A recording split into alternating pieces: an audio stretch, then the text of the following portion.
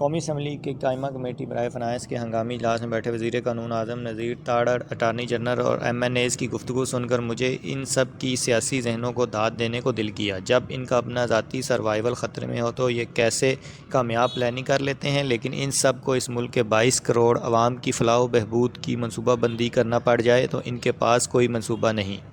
رؤف کلاسرا کے مطابق پہلی بڑی سیاسی چال وزیر اعظم عمران خان کے سیاسی مخالف نے تحریک عدم اعتماد کے نام پر چلی تو عمران خان کے ذہن میں خیال آیا اگر میں وزیر اعظم نہیں رہا تو پھر کسی اور کو بھی وزیر اعظم نہیں بننے دوں گا۔ ڈپٹی اسپیکر قاسم سوری کے ذریعے رولنگ دلوا کر سب مخالفوں کو غدار ڈکلیئر کرا کے تحریک عدم اعتماد خارج کرا دی۔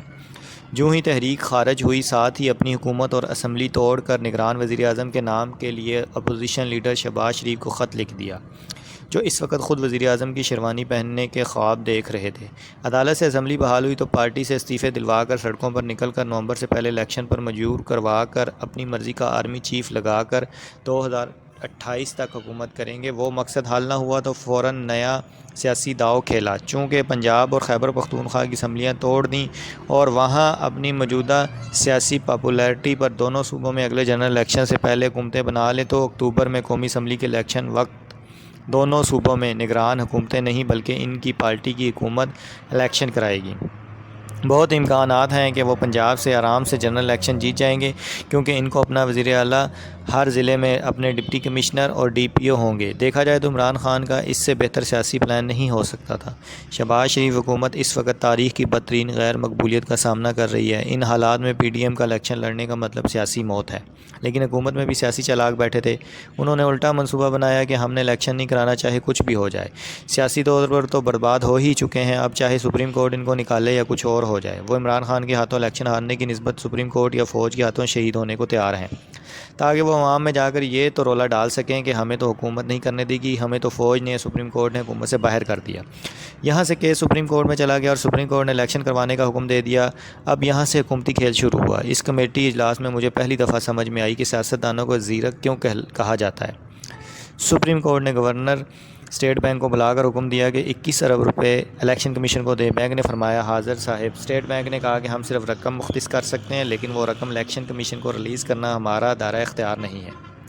پوچھا گیا یہ کس کا دائرہ اختیار ہے تو کہا گیا کہ یہ کام وزارت فنانس کرے گی۔ وزارت فنانس 21 ارب کی سپلیمنٹری گرانٹ کی سمری بنا کر کابینہ کو بھیج کر اس کی منظوری لے گی۔ وزارت نے بھی اچھے بچے کی طرح کابینہ کو سمری بھیج دی۔ کابینہ نے یہ بل پارلیمنٹ بھیج دیا۔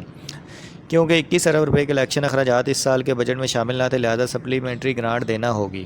حکومت کے پاس آپشن تھا کہ وہ سپلیمنٹری گرانٹ جون میں منظوری کے لیے پیش ہونے والے بجٹ میں دیگر گرانٹس کے ساتھ بعد میں منظور کرا لے اور پیسے ابھی ریلیز کر دے، لیکن کابینہ نے کہا اگر ہم نے پارلیمنٹ سے اجازت لیے بغیر 21 ارب روپے ریلیز کر دیے اور اگلے بجٹ میں پارلیمنٹ نے یہ 21 ارب روپے کی گرانٹ منظور نہ کی تو یہ خرچہ تو غیر قانونی ہو جائے گا جو اس وقت تک پنجاب الیکشن پر خرچ ہو چکا ہوگا۔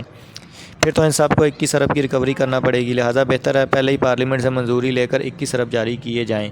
یوں کابینہ نے پارلیمنٹ کو بل بھیج دیا۔ پارلیمنٹ کے پاس یہ اختیار ہے کہ وہ ایسی گرانٹ جو پہلے سالانہ بجٹ میں منظور نہ تھی اسے منظور کرے یا مسترد کر دے۔ اب سپریم کورٹ کس کے خلاف کارروائی کرے؟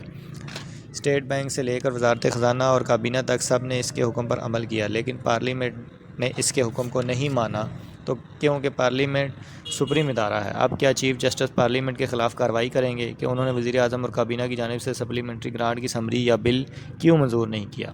آپ نے غور فرمایا کہ اتنی باریک بینی سے کام کیا گیا ہے۔ آپ کتنی دور کی کوڑی لائے ہیں؟ یہ ذہین لوگ جو ہر وقت وزیر اعظم کے ارد گرد رہتے ہیں، آپ کیا کہتے ہیں یہ سب باریک واردات وزیر اعظم شہباز شریف کے ذہن کی پیداوار ہے؟ اگر آپ یہی سوچتے ہیں تو آپ کی عقل پر شک ہونا چاہیے۔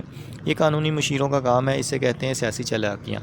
پہلے عمران خان نے اسمبلیاں توڑ کر اپنی تئیں بڑی سیاسی چال چلی تو اب شہباز شریف حکومت نے جواب میں اس سے بڑی چال چل دی۔ ہم نے تو ہر حکم مانا، پارلیمنٹ ہماری نہ مانے تو ہم کیا کریں؟ عدالت پوری پارلیمنٹ کو بلا کر پوچھ لے، یا اگر قانون توڑا تو پارلیمنٹ کے سب ارکان کو سزا دے دے جنہوں نے حکومتی فنانس بل رد کر دیا۔